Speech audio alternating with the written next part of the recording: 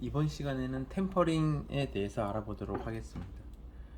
템퍼링은 뭐 한글로 표현하면 조율 작업이다 라고 보시면 되겠고, 조율이라고 하면 높고 낮음을 이용해서 알맞은 상태로 만들어주는 작업이라고 보시면 되겠습니다.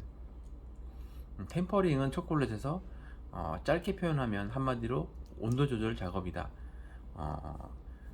액체 상태의 반죽을 충분하게 저어주면서 녹여서 고체의, 고체의 상태로 바꿔주는 그런 작업이 되겠는데요. 녹인 초콜릿 속에는 카카오 버터와 함께 다양한 성분들이 이렇게 엉켜 있는데, 이런 것들을 온도 조절을 해줌으로 인해 가지고 좀 안정적으로 좀 바꿔주는 그런 작업이고요. 이렇게 액체 상태를 온도를 높였다가 내려주고 안정적으로 바꿔주는 과정에서 어떤 구용성이라든가 아니면 제품의 광택이라든가 아니면 스텝성 이런 것들을 얻을 수 있는 중요한 공정이라고 보시면 되겠고요. 이렇게 템퍼링은 카카오버터 안에 들어있는 지방산을 이용을 해서 서로 이제 붙여있는 결정을 만드는 그런 작업이라고 보시면 되겠습니다.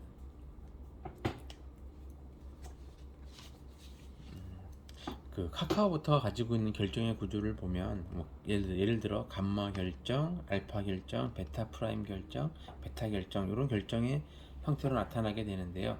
맨 마지막에 있는 베타 결정이라고 하면 34도에서 35도라고 되어 있는데 가장 안정적인 구조고요.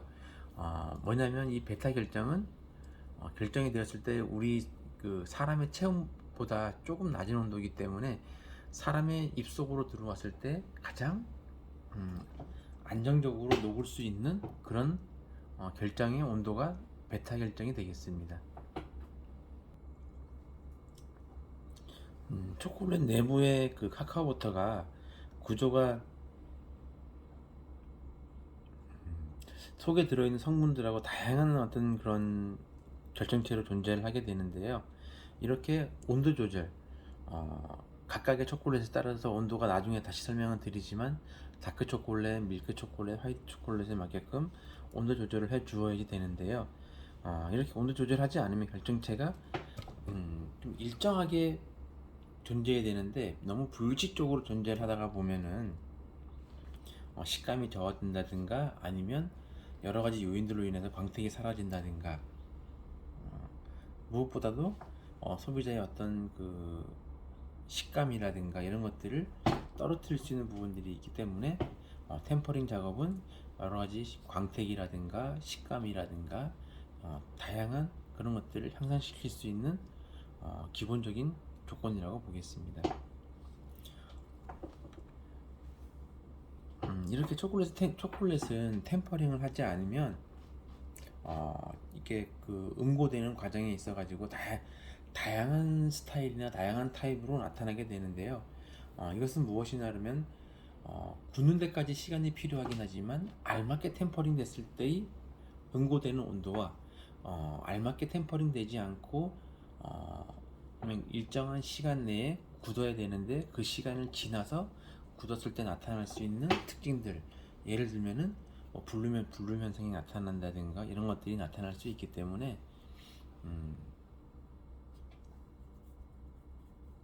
조금 더 작업의 온도 조절의 범위 안에서 하는 것이 바람직할 수 있겠고요.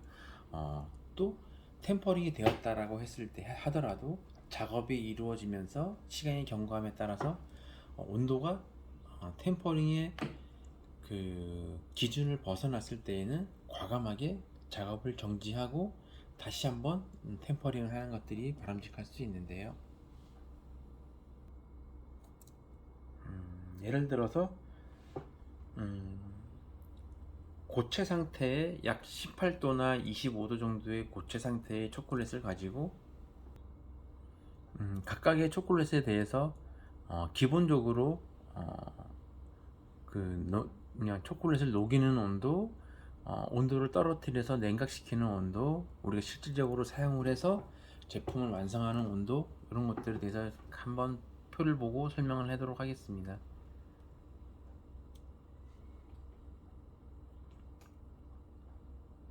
다크 초콜릿은 최초에 50도로 녹이는 것이 바람직하겠고요. 냉각시킬 때는 여러 가지 방법들 중에서 예를 들어서 대리석법이라든가 순행법이라든가 접촉법 여러 가지 있겠지만, 여기 표에서 보시는 부분은 그냥 타브르 기법, 대리석 기법이나 순행법을 이용한 온도 변화고요. 50도로 녹인 다음에 냉각시킬 때는 대리석이나 아니면 차가운 물을 이용했을 때 27도 정도까지 냉각을 시키고, 다시 사용할 때는 30도나 31도까지 온도를 올려서 사용을 하시면은 안정적인 제품을 만들 수 있겠습니다. 밀크 초콜릿 같은 경우에는 42도에서 45도까지 녹인 다음에 다시 온도를 26도나 27도까지 냉각을 온도를 내려주고요. 내려준 이후에 사용을 할 때에는 28도나 29도 정도로 사용하시면 되겠고, 화이트 초콜릿 같은 경우에는 40도나 42도 조금 낮게 녹인 다음에 23도에서 24도 정도까지 온도를 내려주고요. 실질적으로 작업을 할 때에는 25도에서 26도까지 사용하시면 되겠습니다. 하지만 위에 보이시는 표는 어떤 제조가 이루어진 회사라든가 어떤 특정 제품에 따라서 편차가 있을 수 있기 때문에 무엇보다 초콜릿에 제조된 라벨에 따라서 작업하시는 것이 가장 안정적일 수 있겠고요. 이렇게 초콜릿이 녹이는 온도가 각각 다크, 밀크, 화이트 모두 다 틀린 이유는 각 초콜릿 들어가 있는 성분에 따라서 조금씩 달리해 주는 것이 바람직할 수 있는데, 가장 중요한 포인트는 속에 들어가 있는 분유라든가 설탕의 함량에 따라서 틀려진다고 보시는 것이 일반적일 수 있겠습니다.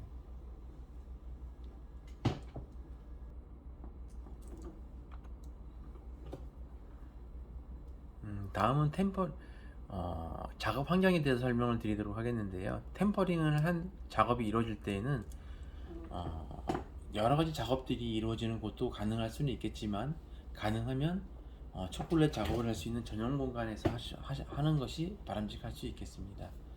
별도의 어떤 개폐가 이루어지지 않고 단독으로 설치되어 있는 곳에서 하는 것이 바람직할 수 있겠고요.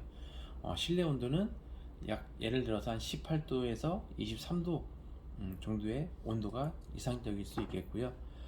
습도는 가능하면 50% 이내에 습도가 있는 작업장을 선택하시는 것이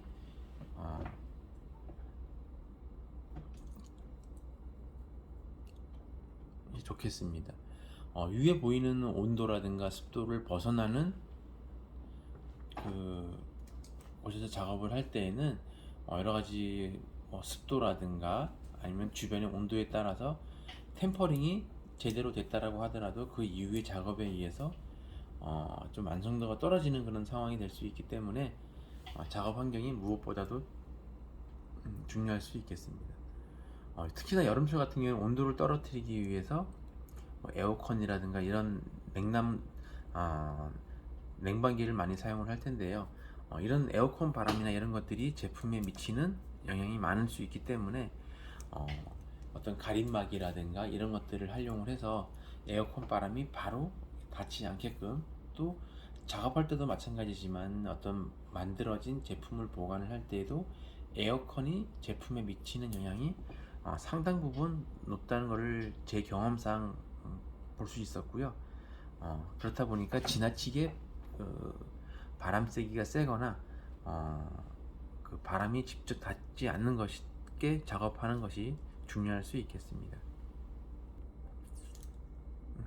초콜릿을 템퍼링 할 때 중요시해야 될 온도 포인트가 있는데요. 위에 제가 설명한 거를 한번 읽어보도록 하겠습니다. 첫 번째, 18도씨 유분이 전체적으로 굳는 온도, 27도씨 결정체가 이루어지는 온도, 31도씨 작업장의 작업의 최저의 온도, 36도씨 결정체가 녹는 온도. 다음은 18도씨 최초의 작업 상태 45도씨 내지는 50도 초콜릿을 녹이는 온도, 27도씨 템퍼링 완료 온도, 31도씨 템퍼링이 완료되어 알맞게 굳는 적정 온도, 작업할 때 온도가 되겠죠. 31도씨 이상. 여기 중요한 포인트인데요. 31도씨 이상이라고 하면 지금 다크 초콜릿을 기준으로 설명을 드리는 거예요. 31도씨 이상, 32도씨, 33도씨. 결정체, 그러니까 초콜릿 작업이 이루어져서 결정을 생길 수 있는 결정체는 남아있지만 조금 불안한 온도가 31도씨, 32도씨 이때를 말을 하는 거고요. 31도씨 같은 경우에는 정상적으로 작업이 잘 이루어졌다라고 하면 블루민 슈가 블럼이나 이런 블룸 현상은 나타나지는 않지만 안정성이 떨어져서 제품의 보존 기간이라든가 아니면 식감이라든가 광택이라든가 이런 것들이 떨어질 수 있는 온도가 31도씨가 되겠습니다. 다음으로는 33도씨. 33도씨는 결정체는 미세하게 남아있지만 온도가 높아서 블룸이 생길 가능성이 굉장히 많은 온도가 되겠습니다. 그러다 보니까 템퍼링이 이루어지고 작업이 반복적으로 이루어졌는데 사용을 하면서 주변의 환경이라든가 아니면 작업이 이루어지는 과정에 의해서 온도가 올라갔다라고 가정을 하면 온도를 체크한 이후에 작업을 더 이상 진행하지 않고 정리하시는 것이 바람직하지 않을까라고 생각을 하고요. 이렇듯 온도 변화에 따라서 작업의 그 진행과 정지를 결정하시는 것이 반드시 필요한데요. 첫 번째 보이는 18도씨라고 말씀을 드렸는데 18도씨와 그 맨 끝에 네 번째 줄에 있는 36도씨 결정체가 녹는 온도 이렇게 되어 있는데요. 이것이 뭐냐면은 초콜릿 속에 들어가 있는 카카오 버터의 융점의 범위입니다. 18도씨에서 굽고 36도에서 녹는 결정의 범위가 있는데요. 그만큼 초콜릿에서 카카오 버터가 차지하는 중요한 요소라고 보시면 되겠습니다. 그래서 초콜릿을 다크 초콜릿 기준으로 보면 31도씨까지는 안정적인 모습을 보이지만 불과 1도, 2도가 상승하였을 때 나타날 수 있는 초콜릿의 품질의 범위가 틀려질 수 있기 때문에 사용하실 때 주기적으로 온도 관리를 예를 들어서 웜워기라든가 중탕기라든가 작업장 환경을 고려해서 진행하여야지만 완제품 이후에 블룸이 생기거나 완제품의 어떤 품질이 떨어지는 것들을 예방할 수 있는 방법일 수 있겠습니다.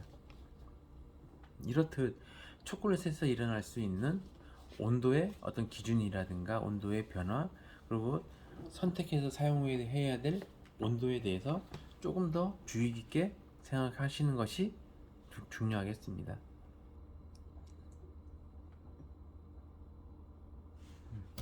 이렇듯 최초의 템퍼링이 다 되고 났을 때 가장 이상적인 방법은 작업 도구를 이용한 주걱이라든가 스파츌라를 이용을 했을 때 한번 이렇게 찍어서 두었을 때 굳는 시간으로서 테스트를 할 수가 있겠는데요. 테스트를 해서 템퍼링이 잘 되었을 때는 약 한 10초 정도 후에 초콜릿이 굳는 것을 볼 수 있는데 만약에 템퍼링이 불안정하다라고 하면 이 굳는 시간이라든가 이런 것들이 조금 더 길어지거나 잘 굳지 않는 것을 볼 수 있겠습니다.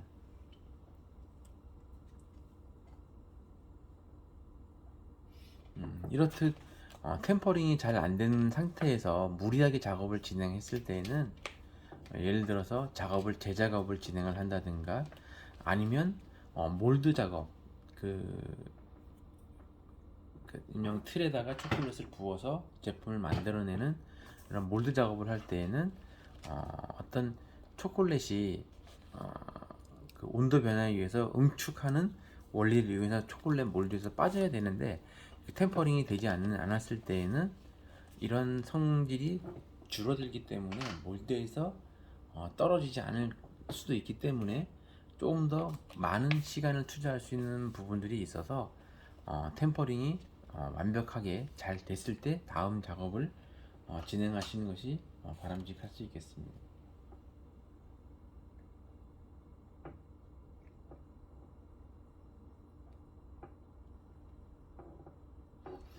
이렇듯 템퍼링 작업을 하는 가장 중요한 부분은 완성된 제품이 섭취를 할 때 입안에서 녹는 가장 부드럽게 녹을 수 있는 이런 부분들이 템퍼링이 잘 된 30도의 다크 초콜릿 기준으로 30도에서 31도씨에서 템퍼링이 완료된 완성된 온도로 작업된 제품이 가장 이상적으로 입안에서 녹을 수 있는 가장 이상적인 온도라고 보시면 됩니다.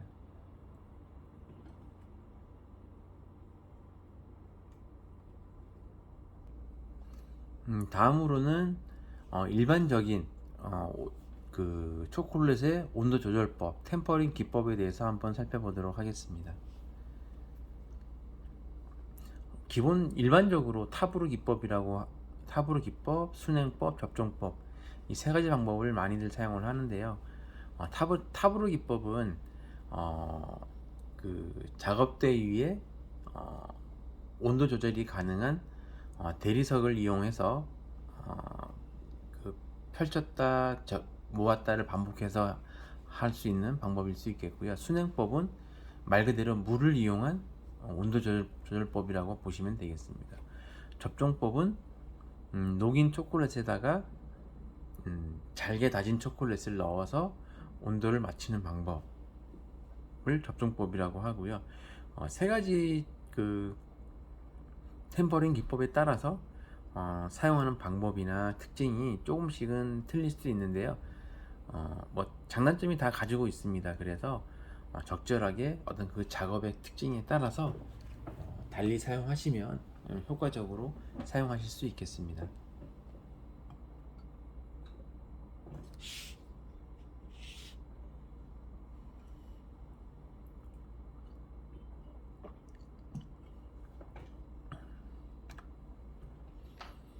네, 먼저 템퍼링 기법 중에서 순행법에 대해서 한번 알아보도록 하겠습니다. 다크 초콜릿 기준으로 설명을 드리겠고요. 아마 수업 시간에도 아마 순행법이 가장 많이 사용이 될 것 같고요. 무엇보다 이제 그 작은 양을 사용을 할 때 일반적으로 많이 사용하기 때문에 순행법을 많이 사용할 것 같고요. 장단점이 있을 수 있지만 한번 쭉 살펴보도록 하겠습니다. 먼저 초콜릿은 마찬가지로 45도에서 50도까지 녹여주면 되시겠고요. 녹일 때는 웜웍이나 아니면 전용 녹이는 중탕기가 없을 때에는 볼에 초콜릿을 넣어서 약 한 60도씨 정도의 물로 중탕을 해서 녹여주시면 되는데 밑에 그 중탕으로 녹여주는 볼의 초콜릿 그 수분의 온도가 지나치게 높았을 때에는 녹이는 초콜릿이 지나치게 높은 온도로 익어버리거나 덩어리지거나 탈 수 있기 때문에 밑에 받쳐서 중탕해주는 물의 온도는 약 한 60도 정도로 설정을 해서 불의 온도를 잘 조절해서 하시는 것이 바람직할 수 있겠고요. 이렇듯 중탕에서 주걱을 이용해서 천천히 저어주면서 45도에서 50도 정도로 녹여서 준비하시는 것이 바람직할 수 있겠습니다. 다음으로 이렇게 첫째 이렇게 45도에서 50도로 녹여진 초콜릿을 그 밑에 받치는 스텐볼을 준비를 하고 녹인 초콜릿을 스텐볼에 담아서 밑에 약한 스텐볼에 지나치게 차지 않은 15도씨 정도의 찬물을 준비하여서 바닥에다가 식히면서 골고루 저어주면서 온도를 조절하시면 되는데요. 이렇게 녹여진 초콜릿을 지나치게 낮은 온도 15도씨가 아니라 얼음물을 사용을 한다든가 이랬을 경우에는 초콜릿이 갑자기 굳어짐으로 인해서 속에서 덩어리지거나 이런 현상이 나타날 수 있기 때문에 이 밑에 받쳐서 저어주는 이 수분의 온도를 반드시 온도를 체크를 하고 하는 것이 바람직할 수 있겠고요. 온도 조절을 할 때에는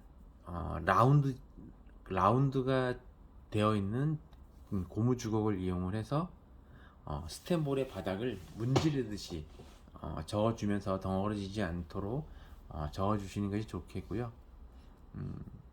지나치게 차가운 거라든가 얼음물을 사용하는 것은 삼가하는 것이 좋을 수 있겠습니다. 무엇보다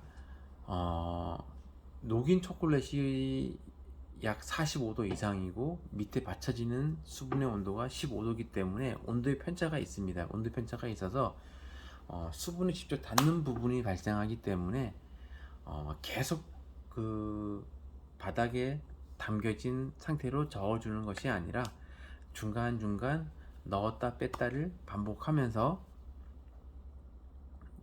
저어주시는 것이 바람직할 수 있겠고요. 무엇보다 삼가해야 될 부분은 주걱을 일명 문지르듯이 이렇게 모아주거나 하는 것이 아니라 문질러서 온도 변화에 의해서 초콜릿이 굳었을 때 그것을 이렇게 모으듯이 해준다라고 하면은 초콜릿이 덩어리가 생겨서 나중에 템퍼링이 잘 되지 않는 영향이 될 수 있기 때문에요. 가능하면 문지르듯이 좌우로 문질러 주고 일정한 시간 간격으로 해서 얼음물에 계속 받치는 것이 아니라 밖에 꺼내서 온도를 문지르면서 조절을 해서 반복적으로 하는 것이 바람직하겠고요. 이렇게 한 다음에 온도를 26도나 27도까지 내린 다음에 중탕으로 해서 31도까지 온도를 올려서 사용하시면 바람직하겠습니다. 주의할 점은 문지르듯이 하시는 게 가장 화면으로 보여줄 수 있으면 좋겠는데 조금 아쉬운 점이 있는데요. 제가 실습을 할 때 3주차에 실습할 때 어떻게 해야지 되는지에 대해서는 어떤 도구를 사용하는 방법이라든가 이런 것들에 대해서 조금 더 설명할 수 있도록 하겠습니다.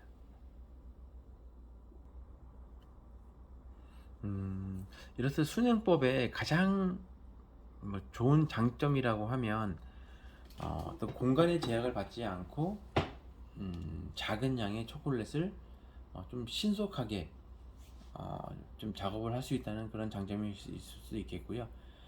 필요로 하는 양이 정해져 있으면 그거를 손실량이 좀 적게 사용하고자 하는 템퍼링의 양을 정확히 예측을 해서 맞출 수 있기 때문에 손실이라든가 시간이라든가 장소의 제약을 받지 않고 할 수 있다는 장점이 있을 수 있겠고요. 무엇보다 단점으로는 녹일 때도 수분을 사용하고 템퍼링을 할 때도 바닥에다가 수분을 사용을 하기 때문에 조금 불편한 여러가지 수분이라든가 수증기나 이런 것들로 인해서 좀 템퍼링이 조금 불안정할 수 있거나 아니면 그 수분으로 인해서 완제품의 어떤 품질이 조금 영향을 받을 수 있는 그런 단점이 있다는 것이 단점이고요. 비교를 해보자면은 타브르 기법, 대리석에다가 작업을 하는 타브르 기법에 비해서는 다소 그 광택이라든가 아니면 초콜릿의 품질이 다소 조금 떨어질 수 있다는 단점이 있을 수 있겠습니다. 그래서 이런 방법을 활용을 할 때는 봉봉 초콜릿이라든가 그런 것들 활용하기보다는 간단한 장식물을 만들 때라든가 그런 쪽에 활용을 하시면은 짧은 시간 안에 작업 시간이라든가 그런 것들의 영향이 좀 작은 거를 할 때는 순행법이 조금 더 바람직하지 않을까 생각을 하고요. 다른 기법들에 비해서 시간이 조금 짧게 소요된다는 장점이 있을 수 있겠습니다. 무엇보다 하지만 순양법은 작업의 수분을 이용한 온도 조절이다 보니까 작업을 할 때 조금 더 주의가 필요하다고 보시면 되겠습니다.